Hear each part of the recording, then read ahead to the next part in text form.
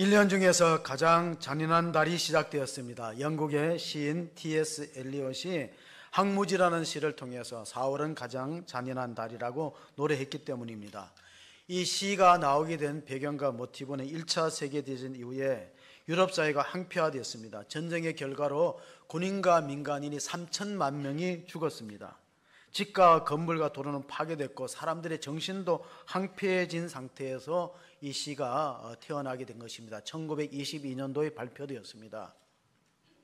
우리 한국 근대 현대사회도 4월은 참 비극적인 일들이 있어요. 4.3 제주사태, 4.19 학생의거, 10년 전 4월 16일 날 세월호 사건들이 있었습니다. 그러나 시인은 4월은 잔인한 달이지만 죽은 땅에서 라일락을 키워내고 욕망과 추억을 뒤섞고 잠든 뿌리를 봄비로 깨운다는 희망을 노래했습니다. 나폴레옹은 리더는 희망을 파는 상인이 되어야 된다. 지도자는 백성들에게 희망을 줘야 된다는 것입니다. 여러분 투표하셨나요? 네, 투표 꼭 하십시오. 아멘 안 하시네. 아멘. 저는 했거든요. 뭐 성질이 급해갖고 기다릴 수가 없어. 4월 10일까지 첫날 금요일 가서 투표했습니다. 투표를 왜 하느냐? 선거란 누구를 뽑기 위해서가 아니라 누군가가 뽑히지 않기 위해서 투표하는 것이다. 프랭클린 애덤스의 말입니다. 선거를 민주주의의 꽃이라 그리고 미래를 만드는 총알이라 그럽니다. 그런데 민주주의가 좋다는 게 뭡니까?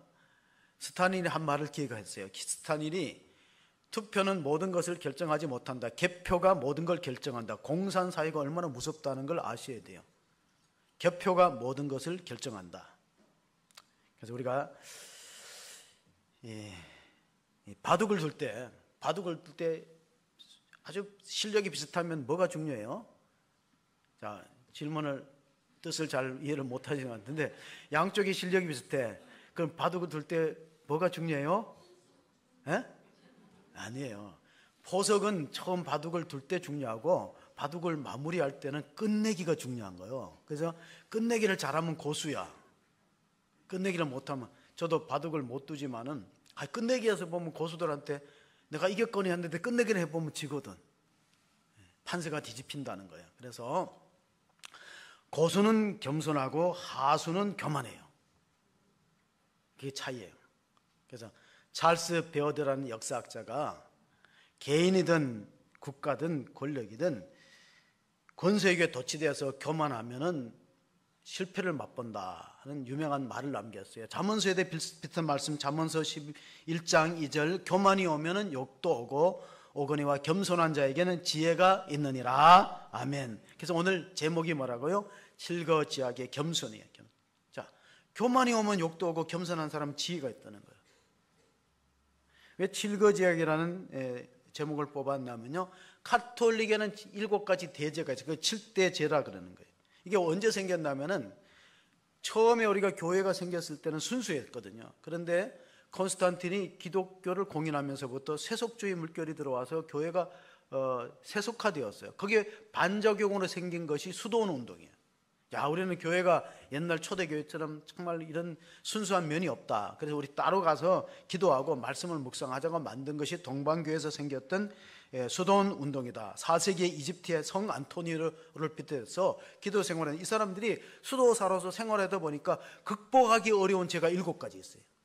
이 7가지는 우리 영혼을 파괴시키고 참 극복하기 어렵다. 교만을 비롯해 허영이라든가 시기 질투라든가 탐욕, 이런 것들을 7가지 뽑아서 그것을 이제 서방 카톨릭에서 가지고 왔어요. 6세기에 그레고리 1세가 이걸 천주교에도 이걸 가르쳐야 되겠다. 그래서 7대제라는 것이 천주교에 있다는 걸 아시고, 처음에는 8가지였는데 이제 7가지로 이제 압축이 됐습니다. The Seven Deadly Sin, 죽음에 이르는 죄다, 큰 죄다 그랬어요. 그래서 잠언서에도 보면 우리의 영적인 생활을 방해하는 죄가 7가지, 8가지 있다. 초대교회도 7가지, 8가지, 7개로 압축했는데 잠언서 6장 16절, 19절 보시면은 여호와께서 미워하시는 것 곧 그의 마음에 싫어하는 것이 7가지니 곧 교만한 눈과 거짓된 혀와 무죄한 자의 피 흘리는 손과 악한 계고를 꾀하는 마음과 빨리 악으로 달려가는 발과 거짓을 말하는 망령된 증인과 및 형제 사이를 이간하는 자는 교회를 망치는 원흉이라는 거예요. 그래서 그런 사람들을 우리가 경계하고 조심하지 않으면 공동체 전체가 피해를 입는 거예요. 열심히 일하는 사람들이 의욕을 꺾이게 하는 일들이 생기게 될 수 있다는 위험성이 있기 때문에 첫 번째 성경에서 언급하는 것이 교만이에요. 교만이 얼마나 무서운가. 여러분, 이 칠거지약이라는 게 뭡니까? 남편이 아내를 합법적으로 보낼 수 있는 게 칠거지약 고대 사회입니다. 그 중에 여러 가지가 있습니다. 뭐 아기를 못 낳는다는 거, 이런 것도 들어갑니다. 그런데 우리가 교회 공동체에서 신랑 되시는 예수님으로부터 버림을 받는 7가지 죄의 첫 번째가 교만인 거예요. 자, 교회는 거룩한 그리스도의 신부입니다. 그 신부가 신랑의 사랑을 받아야 되는데 그러지 못하는 첫 번째 원인이 영적 교만인데, 교만은 사탄의 기원이기도 합니다. 이사야서 14장 12절 14절을 보시면요, 너 아침의 아들 계명성이여 어찌 그리 하늘에서 떨어졌으며 너 열국을 엎은 자여 어찌 그리 땅에 찍혔는고, 내가 내 마음에 이르기를 내가 하늘에 올라 하나님의 뭇별 위에 내 자리를 높이리라. 내가 북극 지폐의 산 위에 앉으리라. 가장 높은 구름에 올라가 지극히 높은 자와 같아지리라 하는도다. 자, 천사장, 계명성 아침의 아들 천사장은 루시퍼라는 천사 중에서 높은 데 위치해 있는데, 하나님과 같아지고 하나님과 동등되려고 하고 하나님과 맞먹으리라 하는 것이 사탄의 기원이 됐기 때문에 교만이 얼마나 무섭냐면은, 교만은 원죄의 뿌리가 되고 모든 악의 온상이 교만으로부터 생긴다는 거예요. 교만하면 다른 사람의 상처도 줄 수 있고, 또 심지어는 교만하면 예수님을 대적하는 자리에 이르는데, 바리새인들이 예수님한테 항상 질문합니다. 그 질문이 뭡니까? 우리가 창세기에 보면 사탄이 뱀으로 가정해서 아담에게 이런 질문합니다. 하나님이 그거 먹지 말라 그랬느냐? 그거 먹으면 죽는다 그랬느냐? 그랬다 그러니까 그거 아니야, 거짓말이야. 그걸 먹으면 눈이 밝아서 하나님과 같아지는 거야. 자기가 하나님과 같아지려다가 하늘나라에서 쫓겨서 지상으로 올라온 사탄은 아담과 하와를 깰 때 똑같은 방법으로 교만을 부추깁니다. 저거 먹으면 눈이 밝아서 하나님과 같아져. 그래서 못 먹게 한 거야. 결국은 죄와 사망이 들어오고 말았습니다. 그래서 우리 원죄의 뿌리가 교만에 있다는 거 아시고, 그 마귀 사탄은요, 예수님도 시험합니다. 보면은 항상 예수님께 질문하는 사람들이 있었어요. 바리새인들이. 그건 몰라서 물어보는 게 아니에요. 올무요 함정에 걸기 위해서 물어보는데, 사탄도 예수님한테 이렇게 질문합니다. 예수님이 40일 금식한 후에 마귀 사탄이 마태복음 4장 3절에 살아 시험하는 자가 예수께 나와서 이르되 내가 만일 하나님의 아들이여든 명하여 이 돌들로 떡덩이가 되게 하라. 예수께서 대답하여 이르시되 기록되었으되 사람이 떡으로만 살 것이 아니요 하나님 입으로부터 나오는 모든 말씀으로 살 것이니라 하였느니라 하시니. 자, 첫 번째 시험은 물질 시험입니다. 돌이 떡덩이가 되게 하라. 이건 너는 우리가 교회 시험 가운데 가장 첫 번째 찾아오는 시험이 물질로 인한 시험이에요. 그걸 극복하지 못하면요, 신앙 성장에 상당한 장애를, 지장을 받는데, 이어서 마귀가 시험할 때 뭐라고 합니까? 예수님이 신명기 8장 3절 오늘 읽었던 말씀 앞부분에 사람이 떡으로만 사는 게 아니라 모든 하나님의 말씀으로 산다는 말씀을 인용해서 마귀를 물리쳤으니까, 두 번째 마귀는 시편 91편 11절을 가지고 와서 높은 데서 떨어지면 천사가 받들어서 발을 상하게 하지 않으니까 또 시험합니다. 성경 가지고 시험합니다. 그러니까 성경 가지고 질문한다고 다 그게 올바른 질문이 아니에요. 예수님이 시험하기 위해서 마귀도 성경을 인용해서 시험했다는 사실을 알 수 있습니다. 칼 로저스라는 상담학자들은 내담자는 이미 자기 답을 갖고 있다. 그래 이제 그 내담자 중심의 이론을 펴기도 했습니다. 그러므로 우리가 바리새인들과 서기관들이, 율법사들이 예수님께 질문할 때 내 이웃이 누구냐고 질문할 때 몰라서 질문했습니까? 가이사에게 동전 하나를 가져와서 이것을 세금을 바치느냐 안 바치느냐 질문했을 때 예수님이 동전 하나 가져오라고 했습니다. 그러니까 그 시험하고 질문하는 것에 올무와 함정이 있다는 것이 마귀의 전략이라는 걸 알았던 거예요. 그래서 오늘 모세는 출애굽기 이스라엘 백성들, 출애굽한 이스라엘 백성 2세들에게 교훈합니다. 하나님 말씀 앞에서 우리가 겸손하지 못하면은 신앙생활에 상당한 성장을 가져오기 어렵다. 그래서 베드로전서 5장 5절 6절에 보면 교회 안에서 사도 베드로는 이렇게 말합니다. 젊은 자들아, 이와 같이 장로들에게 순종하고 다 서로 겸손으로 허리를 동이라. 하나님은 교만한 자를 대적하시되 겸손한 자들에게는 은혜를 주시느니라. 그러므로 하나님의 능하신 손 안에서 겸손하라. 때가 되면 너희를 높이시리라. 그렇습니다. 신앙생활에서 겸손과 교만은 이게 대립되는 개념인데, 하나님은 교만한 자를 물리치고 겸손한 자에게 은혜를 베푼다는 기절들이 잠언서에도 많이 나와 있습니다. 그래서 잠언서를 읽어보시면 그런 내용들을 우리가 찾아볼 수 있는데, 하나님이 우리를 사랑하실 때 때로는 시험이나 어려움을 줄 수도 있습니다. 그러나 우리가 낙심하지 말아야 될 것은 오늘 16절에 보시면요, 하나님은 이런 목적을 가지고 우리를 시험하고 어려움을 준다는 사실을 밝히고 있습니다. 같이 보십니다. 내 조상들도 알지 못하던 만나를 광야에서 내게 먹이셨나니 이는 다 너를 낮추시며 너를 시험하사 마침내 내게 복을 주려 하심이었느니라. 자, 우리가 살아보다 보면 광야 같은 시험이 닥칩니다. 때로는 경제적인 문제, 때로는 질병의 문제, 또 우리가 인간관계 고통을 통해서 참 왜 내게 이렇게 시험이 있느냐고 낙심하기 시작인데, 하나님의 목적이 뭡니까? 마침내는 궁극적으로 복을 주려고 하는 과정이라. 그러니까 과정을 우리가 잘 이해하시고, 그리고 참고 우리가 순종을 배운다면, 우리가 겸손을 몸에 익힌다면 마침내 복 받는 사람이 되는데, 그 중간에 낙심하고 좌절합니다. 병이 찾아왔다. 하나님 나를 사랑하지 않는 모양이다. 이런 오해해서는 안 된다는 겁니다. 오히려 하나님이 사랑하는 자를 징계하시고 연단하신다는 말씀이 히브리서 12장에도 있습니다.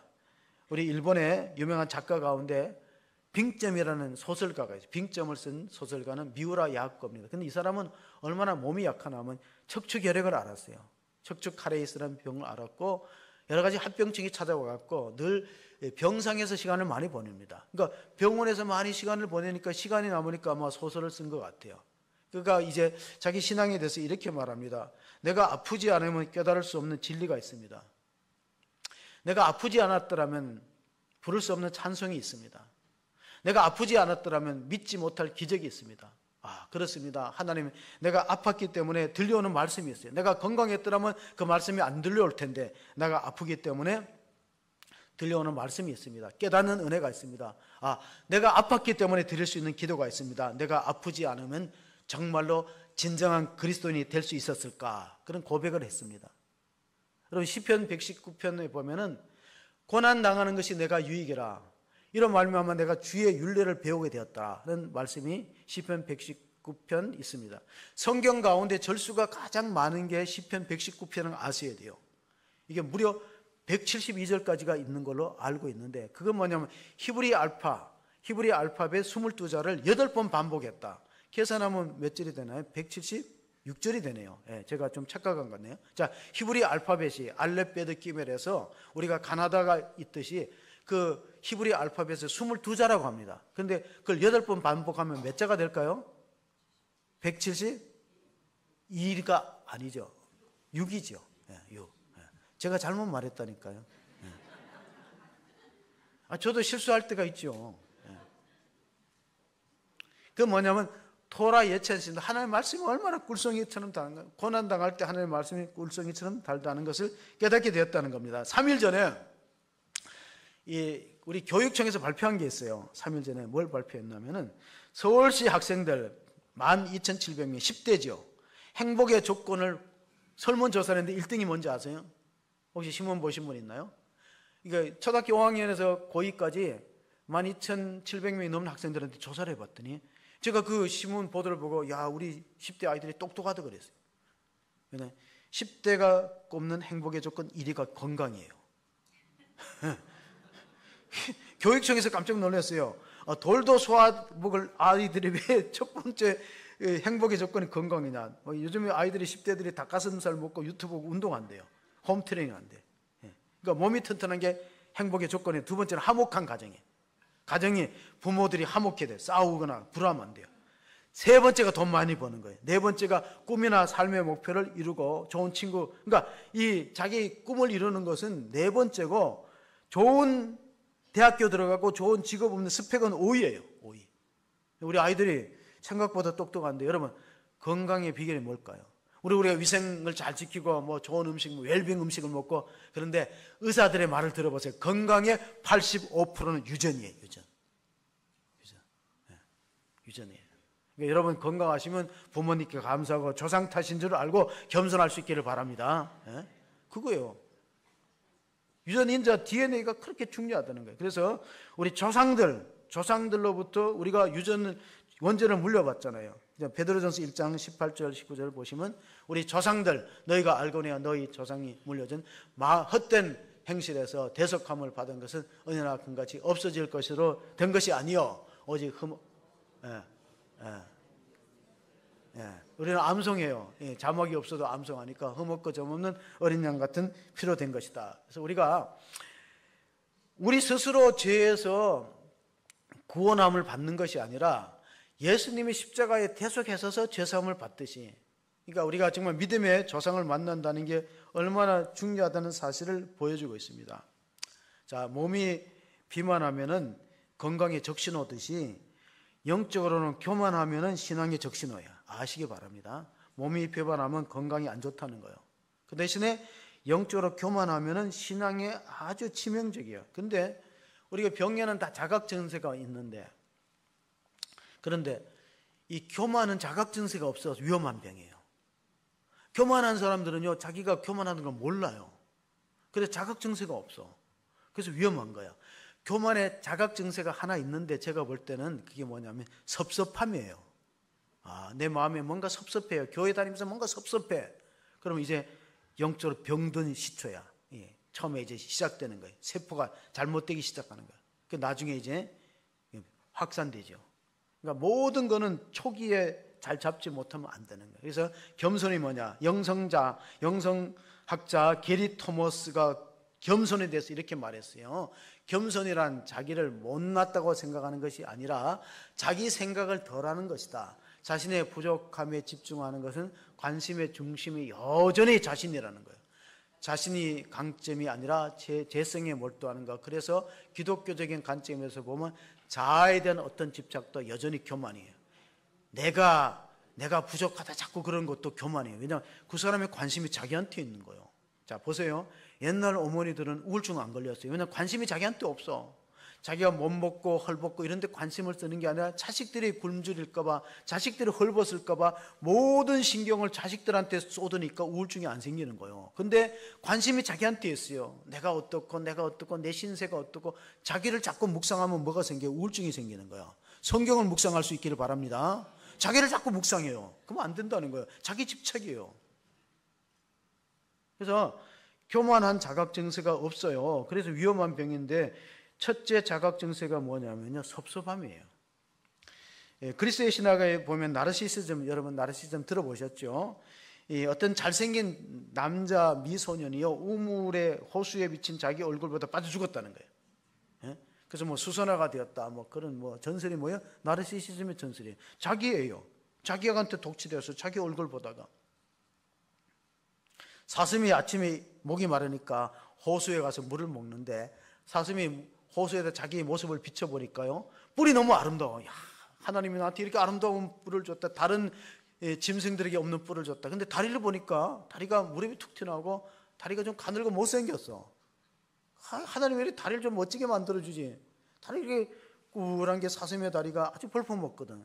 그래서 그 섭섭함과 원망이 있는데요, 어디선가 사자의 울음소리가 들리는 거예요. 사자가 아침 식사를 하려고 사슴을 보고 달려오기 시작하는데, 죽을 각오를 하고 사슴이 뛰죠. 사슴이 이제 잡히면 먹히니까. 그러다 사슴의 추격을 벗어나서 잘 됐다고 한숨을 돌리는데, 그만 숲풀에 자기 사슴 뿔이 걸렸어요. 그리고 빼려고 하니까 빠져나오나. 숲풀에 그 사슴 뿔이 여러 가지로 이렇게 가지가 있으니까 안 빠져나와. 근데 사슴이 포기했다고 보고 잡아먹었거든. 뭐예요? 자기가 원망 불평했던 다리는 자기를 살렸지만 자기 교만한 뿔을 자랑했던 건 자기 죽이는 거예요. 이솝우화에 나오는 이야기입니다. 그래서 절대 교만해서는 안 된다. 11절, 우리가 본문에 11절 12절을 보시기를 바랍니다. 내가 오늘 내게 명하는 여호와의 명령과 법도와 규례를 지키지 아니하고 내 하나님 여호와를 잊어버리지 않도록 삼갈지어다. 내가 먹어서 배부르고 아름다운 집을 짓고 거주하게 되면. 자, 광야에서는 믿음을 잘 지키고 말씀에 순종하는데 가나안 땅에 들어가면 실패하는 이유가 뭡니까? 등 따시고 배부르면 자기 중심으로 살아가는, 하나님 중심으로 살지 않아요. 광야에는 세 가지 중심이 있었어요. 무슨 중심입니까? 광야는 철저하게 성막 중심으로 이동했어요. 가운데 성막이 있고 이스라엘 12지파들이 텐트를 치고 움직였다는 거예요. 유럽의 교회를 보면 광장에 좋은 장소에 성당이나 교회가 있어요. 성막 중심으로 움직였고, 또는 토라 말씀 중심이에요. 세 번째가 모세 중심이에요. 모세는 하나님의 말씀을 대언 자이기 때문에 모세 중심으로 할 때는, 그때는 그들이 평안하게 살았어요. 근데 이게 어그러지기부터 위험이 옵니다. 등 쌓아치고 배부르면 실패하는 거예요. 13절 14절이 바로 그런 내용. 경제적으로 잘 살 때, 또 내 소와 양이 번성하며 내 은금이 증식되며 내 소유가 다 풍부하게 될 때에 내 마음이 교만하여 내 하나님 여호와를 잊어버릴까 염려하노라. 여호와는 너를 애굽 땅 종되었던 집에서 이끌어내시고. 자, 우리가 구원을 잊어버리면 안 된다. 우리가 예수님을 통해서 구원받고 제사 먹고 천국 백성이 되었는데 마음이 교만해져서 하나님 잊어버리고 내 인간 내 노력으로 잘 살 것이다, 잘 살았다 착각하면 안 된다는 겁니다. 그럴 때 우리는 신명기서를 돌아봐야 되는데, 신명기서에 가장 많이 나오는 게 기억하라는 말이에요. 과거를 기억해보라, 회상해보라, 그리고 기념하라, 후대들한테 가르쳐라. 오늘 계속해서 하나님 주시는 말씀이, 하나님이 물질을 얻을 수 있는 축복을 주시는 이유가 뭐냐면 조상들하고 약속했기 때문에 후손을 복되게 하는 거예요. 다시 말하면 오늘 우리가 이렇게 경제적으로 윤택하게 사는 것은 우리 부모님 세대에서 하나님 잘 믿었던 결과인 걸 믿으시기 바랍니다. 우리가 노력해서 잘하는 게 아니에요. 우리 부모님 시대에 열심히 하나님을 섬기고 하나님 앞에 없는 중에도 헌금을 드리고 씨를 뿌리고 선교사를 도왔던 그 열매를 우리가 거두는 거지. 그 우리가 지금 씨를 뿌리지 않으면 우리 자식들은 가난하게 살 수밖에 없다는 것이 신명기 32장 7절의 말씀입니다. 옛날을 기억하라, 역대 연대를 생각하라, 내 아버지에게 물으라, 그가 내게 설명할 것이요 내 어른들에게 물으라, 그들이 내게 말하리로다. 그래서 역사의 교훈을 저버리는 사람은 불행한 역사를 되풀이합니다. 우리가 우리 부모님 세대, 우리 할아버지 세대는 얼마나 고생 많이 했습니까? 그런데 그분들이 그런 중에도 하나님을 잘 믿고 섬기고 교회 충성스럽게 봉사하고 그 열매를 우리가 거두는데 우리가 그걸 몰라요.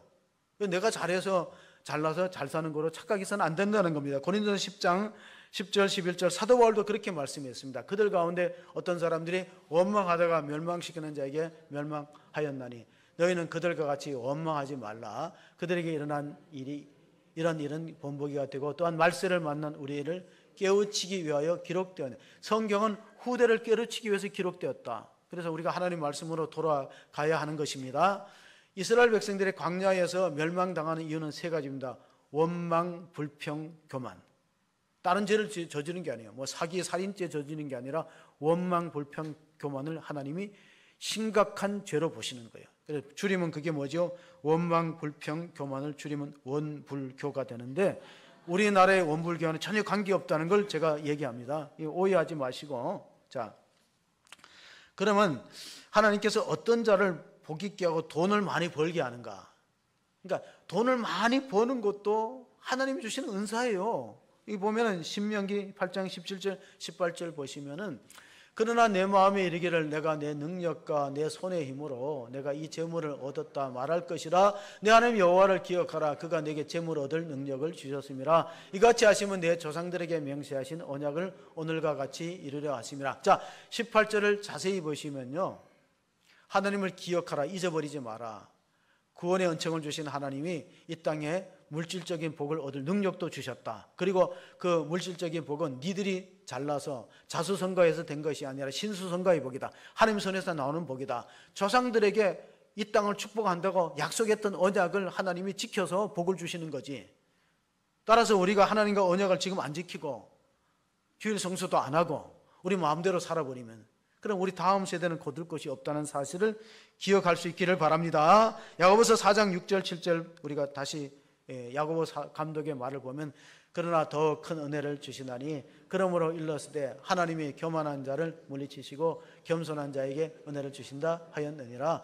그런즉 너희는 하나님께 복종할지어다. 마귀를 대적하라. 그러면 너희를 피하리라. 자, 마귀는 가까이 하면 되지 않고 피해야 되고 대적해야 됩니다. 하나님 가까이 하셔야 됩니다. 그래서 예수님도 이렇게 말씀하시죠. 수고하고 무거운 짐진 자들아 다 내게로 오라. 내가 너희를 쉬게 하리라. 나는 마음이 온유하고 겸손하니 내 멍에를 메고 내게 배우라. 그래야만 너희가 마음의 평화를 얻을 것이다. 그러므로 겸손을 배우는 유일한 방법은 십자가를 지고 주님을 따르는 것임을 믿으시기 바랍니다. 십자가를 지는 사람이 겸손한 사람이야. 십자가를 내팽개치고 십자가 나하고 관계없다. 여러분, 우리가 어른들이 하는 말이 있어요. 젊어서 고생은 돈 주고 사서 한다. 근데 요즘 사람들 누가 고생하기 좋아하나요? 그러니까 우리나라도 3D 업종에 일할 사람이 없어요. 고학력이다가 집에서 놀아도 3D 업종에는 일 안 해요. 여러분, 3D 업종이 뭡니까? 더럽다는 더티, 위험하다는 덴저런스, 그 다음에 힘들다는 디피컬트, 어렵다는 거. 이 세 가지를 합치면 3D예요. 교회 안에도 3D 업종이 있는 것 같아요. 청소하는 거, 식당에서 봉사하는 거, 또 주차나 안 되는 거, 겨울에 추운데 3D 업종 아닙니까? 물론 뭐 성가대도 힘들고 교사도 힘들어요. 셀 리더도 힘들어요. 근데 겸손의 방법이 뭐냐? 예수님의 말씀을 잘 따르고 수고하고 무거운 짐진 자다 다 내게로 오라. 내가 너희를 위하여 너에게 힘을 주리라. 나는 마음이 오냐고 겸손히 내게 배우라. 그러니까 겸손을 배우면 예수님과 함께 십자가를 지고 동행하는 멍에를 지는 훈련을 안 하면요, 그러면 겸손을 배우지 못합니다. 어느 사업가가 우리 안산제일교회 고은 목사님 쓴 시에 나오는 얘기인데, 어느 사업가가 사업이 너무 잘 돼. 하나님 잊어버렸어요. 주일 성수도 안 하고. 세상이 너무 즐거워. 돈을 버니까 돈을 써야 되잖아. 교회 못 나오죠. 그러다가 그런 시간이 많이 흘러가면서 췌장암에 걸렸어요. 그래서 기도원에 가서 기도하면, 하나님, 제가 사업이 너무 잘 되기 때문에, 돈이 너무 잘 벌리기 때문에 그걸 쓰기 위해서 하나님 앞에 예배도 안 드리고 헌금도 안 하고 내 마음대로 살았습니다. 회개하고 췌장암인데 정말 기적적으로 나았어요. 기적이 일어난 거죠. 췌장암 나와가지고 기도원의 성달간 안내위원 문지기로 봉사했어요. 그래서 목사님한테 간증할 때 투병 생활하는 가운데 사업이 부도가 났거든요. 그래서 순식간에 30억이 날아갔어요. 그래서 이런 시에 보면 이런 게 납니다. 하나님은 참으로 무서운 분이다. 내가 30억, 50억, 100억을 벌었는데 암이 걸리니까요, 하루에 미음밖에 못 먹어. 돈 많으면 뭐하겠어요? 미음밖에 못 먹는데. 그래서 하나님은 무서운 분인데 30억을 미음 한국으로 바꾸시는 무서운 분. 사업이, 투병 생활하는 가운데 사업이 무너진 거거든요.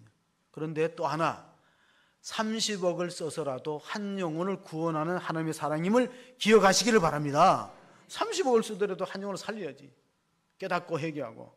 그래서 잠언서 우리가 22장에 보면요, 겸손한 사람 복이 있는 거예요. 겸손과 여호와를 경외하며 보상은 재물과 영광과 생명이니라. 패역한 자의 길에는 가시와 올무가 있거니와 영혼을 지키는 자는 이를 멀리 하니라. 가시와 올무가 어디? 엉겅퀴가 에덴 동산에 불순종하고 하나님의 말씀을 따르지 않을 때 나타나는 자연현상이야. 땅은 저주를 받아 가시와 엉겅퀴를 내고.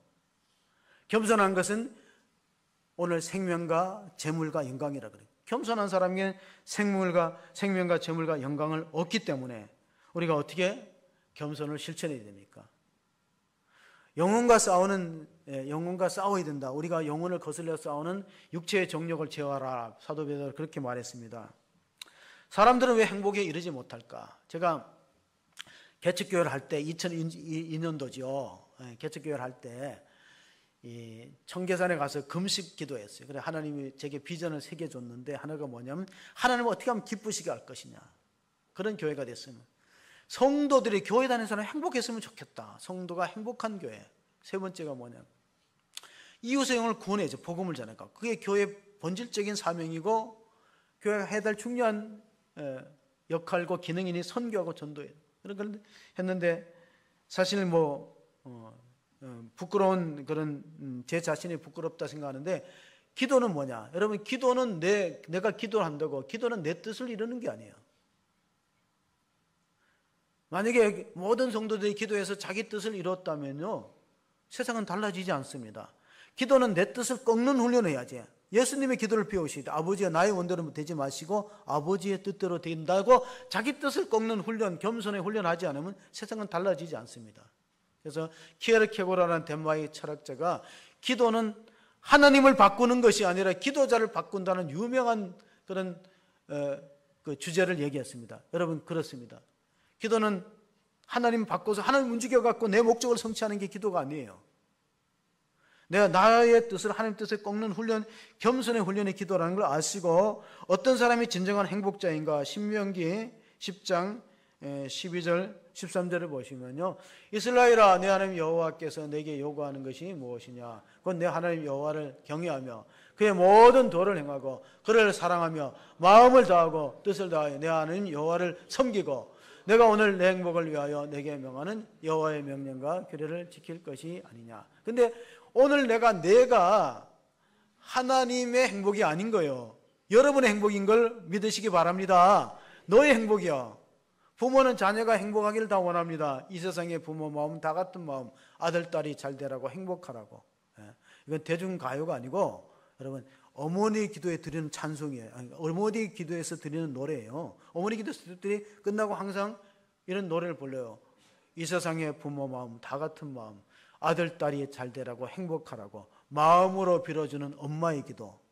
엄마는 항상, 여러분, 세상의 모든 엄마는요, 종교가 있든 없든 자식이 잘 되고 행복하기를 바라지, 자식이 못 되고 불행하기를 바라는 사람이 어디 있겠어요?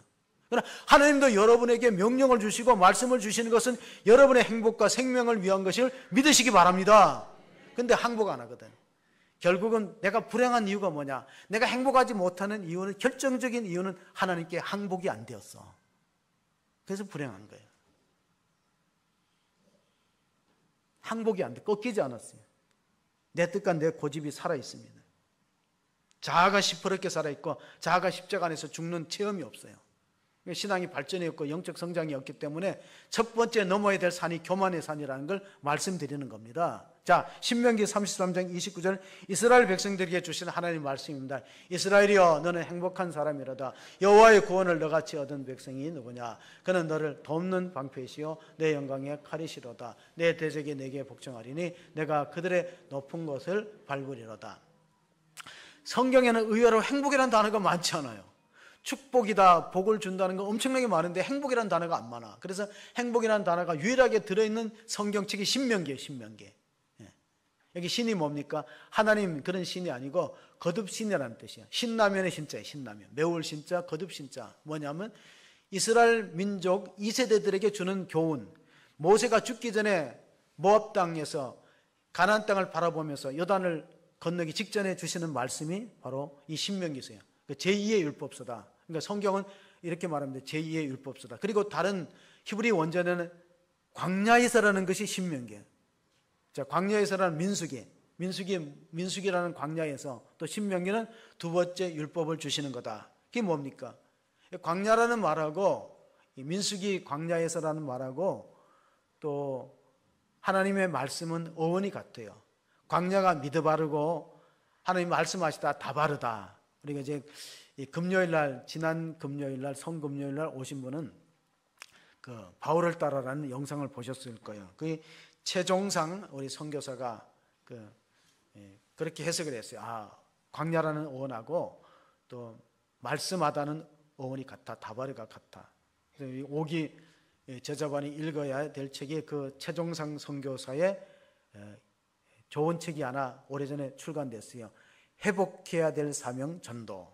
굉장히 아주 신구약 성경을 압축한 내용이 회복해야 될 사명 전도라는 책인데, 여러분, 우리가 교회가 하나님께서 선택받은 백성이다. 이스라엘이야, 너는 행복한 자다. 무엇입니까? 구원받은 사람이 행복한 사람의 첫걸음이에요. 구원받은 사람. 그러면 우리 주변에는 권력도 있고 재산도 많아요. 그리고 뭐 다 갖췄어요. 근데 하나님으로부터, 여호와로부터 구원받지 못한 사람은 행복한 사람이 아니라는 거예요. 하나님의 관점에서 보면. 왜? 가만히 보세요. 하나님의 관점에서 보면은 인간은 언젠가는 다 죽게 돼 있어요. 그래서 이런 말이 있어요. 니체라는 철학자가 신은 죽었다는 말이 있잖아요. 근데 가장 공평한 게 뭐냐? 가장 공평한 것은 모든 사람이 죽는다는 것이 가장 공평한 거예요. 부자라고 해서도 오래 사는 것도 아니에요. 그래서 우리가 고대 사회를 보면요, 고대 사회에는 가장 중요한 문제가 전제론적인 질문을 했던 거예요. 죽음이 뭐냐? 그래서 그런 문제를 가지고 실험했어요. 그 다음에 중세에 오면 뭐냐? 중세에는 구원론적인 문제를 가지고 실험했기 때문에 죄가 무엇이냐? 어떻게 하면 의로워질 수 있는가? 그래서 종교개혁이 일어난 거예요. 그럼 현대인들은 뭐냐? 현대인들의 가장 질문은 뭐냐면 삶의 의미가 뭐냐? 미닝. 산다는 게 무슨 뜻과 의미가 있느냐? 그래서 허무하다. 그래서 죽기도 하고 그러잖아요. 이런 실존적인 문제다. 그러니까 고대 사회의 문제는 전제론적인, 그리고 중세는 구원론적인, 그리고 현대에는 실존론적인 질문이 있다는 거예요. 근데 그 궁극적인 해답이 하나님께 있기 때문에 폴 틸리라는 그런 철학자와 신학자, 유명한 사람이에요. 그러니까 종교를 가리켜서 ultimate concern이라는 정의를 내세요. 종교는 궁극적 관심이다. 왜 종교는 궁극적 관심이냐? 우리가 이 땅에서 남보다 조금 잘 살고 못 사는 건 비교가 되겠죠. 그러나 결국은 다 동일하게 죽음의 길을 갈 수밖에 없는 존재다. 그럼 죽고 나면 어떻게 되는가? 그걸 생각하는 거예요. 한 사람은 천국 가고 한 사람은 지옥 가면은, 만약에 국회의원이 되고 재벌이 돼도 지옥 가면 무슨 의미가 있느냐? 궁극적 관심에 대한 질문을 던지는 것이 신앙의 세계이기 때문에 ultimate concern이다. 그래서 신학자들은 이렇게 말합니다. 보통 사람들은 과거로부터 현재를 생각하는 거예요. 그런데 신앙의 세계는 미래로부터 현재를 보는 거예요. 이게 달라요. 우리는 과거로부터 현재를 본다. 그러나 C.H. 다드라는 신학자는 신앙의 세계는 미래로부터 현재를 보는 거다. 미래가 뭐냐? 우리가 죽은 후의 세계죠. 거기서 현재를 바라보면 이 정도의 고난은 감당할 수 있다. 하나님이 나를 미워서 병을 주거나 실패를 주거나 사업에 어려움을 주는 게 아니라 나를 겸손하게 훈련해서 마침내 복을 주고 마침내 구원을 주기 위함이다. 이렇게 해석이 달라지는 거죠. 그 바로 신앙의 세계라는 겁니다. 그래서 어거스틴은 이런 말을 했어요. 과거는 그분의 공율에, 현재는 그분의 사랑에, 미래는 하나님의 섭리에 맡기자. 근데 우리는 그렇게 안 살아요. 어떻게 되면 과거는 후회예요. 미래는 걱정해요. 현재는 비교해요. 자꾸 비교해서 불행합니다. 비교는 누가 가져다 주는 거라면 사탄이 가져다 주는 거예요. 그러니까 우리가 나보다 못 산다는 게 북한 사람하고 비교해 보세요. 우리 다 잘 살아요. 옆 사람하고 비교하니까 내가 못 사는 거지. 비교의 기준을 어디다 두느냐예요.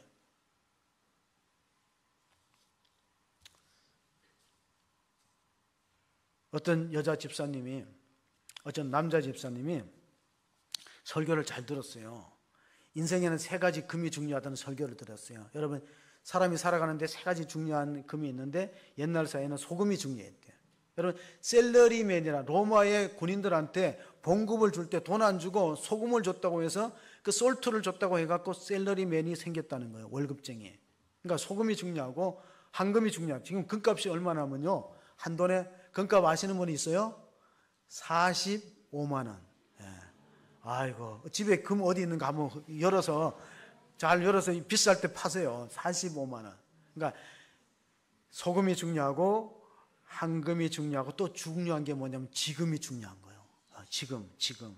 그래서 이걸 남자 집사님이 들었어요. 그래서 이걸 카톡으로 아내한테, 여보, 인생에서 3가지 중요한 게 있는데 3가지 금 아니니까 몰라.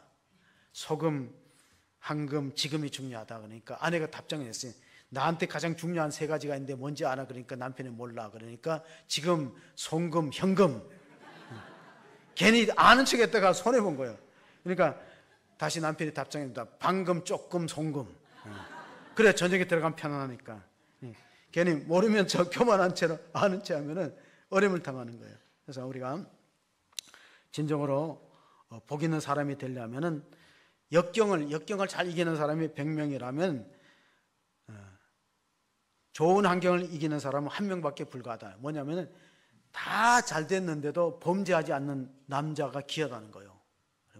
여러분, 중년의 위기를 제가 전에도 설교했지만, 중년이 돼갖고 사업도 성공하고 가정도 평안하고 몸도 건강하면은요 탈선하기 쉬워요. 그래서 중년의 위기는 탈모로부터 시작해서 탈선으로 끝난다. 그런 말이 생기는 거예요.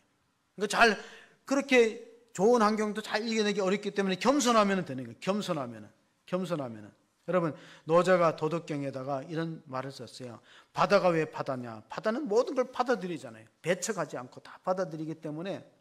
근데 우리가 입맛이 없다는 것은 몸에 병이 들었다는 것이고, 기쁨이 없다는 것은 영혼이 병들었다는 사인을 무시하면 안 돼요. 빨리 회개하고 돌이켜야지. 편식을 하면 몸이 안 좋고 편견은 영혼에 안 좋은 거예요. 편견을 가지고 남을 바라보면 안 되는 거예요. 그래서 제가 말을 거치려고 합니다. 왜냐하면 말은 할수록 거칠고 가루는 칠수록 고와진다. 기도는 할수록 사랑이 깊어지고 생각할수록 미워지기 때문에 행복해지는 가장 빠른 방법을 알려드릴게요. 행복해지는 가장 빠른 방법은 잘 웃고 긍정적인 얘기하는 사람 곁에 가는 거예요. 그럼 행복해져요. 근데 불행해지는 가장 빠른 길은 쉼없이 부정적인 얘기하고 불평하는 사람 곁에 가면 옮아요. 코로나 바이러스보다 더 전염성이 강한 것이 원망하는 소리하고 불평하는 소리하고 그리고 감사하는 말은 전염 속도가 가장 강하기 때문에 우리가 진짜로 행복한 사람이 되려면 어떤 마음의 자세를 가져야 되느냐. 시편에 보면요, 겸손의 시편이 있어요. 131편. 이걸 가리켜서 루터는 겸손의 시편이라고 그랬어요. 겸손의 시편을 끝으로 읽어봅니다. 여호와여, 내 마음이 교만하지 아니하고 내 눈이 오만하지 아니하며 내가 큰 일과 감당하지 못할 놀라운 일을 하려고 힘쓰지 아니하나이다. 실로 내가 내 영혼으로 고요하고 평온하게 하기를 젖된 아이가 그의 어머니 품에 있음과 같게 하였나니 내 영혼이 젖된 아이와 같도다. 젖을 먹이는 아기는요, 배부르면 다 빵긋빵긋 웃고 만족해요. 우리는 배불러도 만족이 없어. 배불러도 만족이 있나요? 웃지도 않아요. 그 불행한 거죠. 웃고 사는 만큼 행복하기 때문에 여러분 절대로 성도들끼리 잘 웃고 긍정적인 얘기하는 사람 옆에 가시기를 바랍니다. 그렇지 않으면 내한테 영적으로 손해가 오는 거예요. 부정적인 얘기, 남의 얘기, 비방하는 얘기를 하면 영혼이 병들었다는 증거인 걸 알고 우리가 겸손함으로 무장해서 신앙생활의 승리자가 되고 복의 주인공이 되고 오늘 하신 말씀처럼 신수선거에 우리 자손들까지 복되게 살아가는 믿음의 가정으로 세워지기를 주의 이름으로 축원합니다. 하나님 아버지 감사합니다. 오늘 우리가 하나님 말씀 읽었습니다. 하나님 우리에게 여러 가지 시련을 내리시는 이유가 우리를 미워서가 아니고 우리를 시험하시고 또 내 조상도 알지 못하던 하나님 말씀 만나를 먹이셔서 너를 낮추셔서 마침내 복주기 위한 궁극적으로 우리에게 생명과 복을 베푸시는 하나님의 계획임을 알게 하시고 현재 어렵다고 낙심하지 말기를 바랍니다. 사업이 막혀있고 육신의 질병으로 고통공원에 절망 가운데 부르짖는 기도를 하나님이 들으시고 우리의 눈물을 받으시고 우리의 모든 한숨 소리가 찬송으로 바뀔 수 있는 날이 올 수 있도록 역사하여 주옵소서. 우리 주님께서 영광을 받으시는 믿음의 성도들 겸손으로 허리를 동이고 말씀에 순복함으로 행복한 주역들이 다 될 수 있도록 은혜 베풀어 주시기를 원하며 우리 구주 예수 그리스도의 이름으로 기도합니다. 아멘.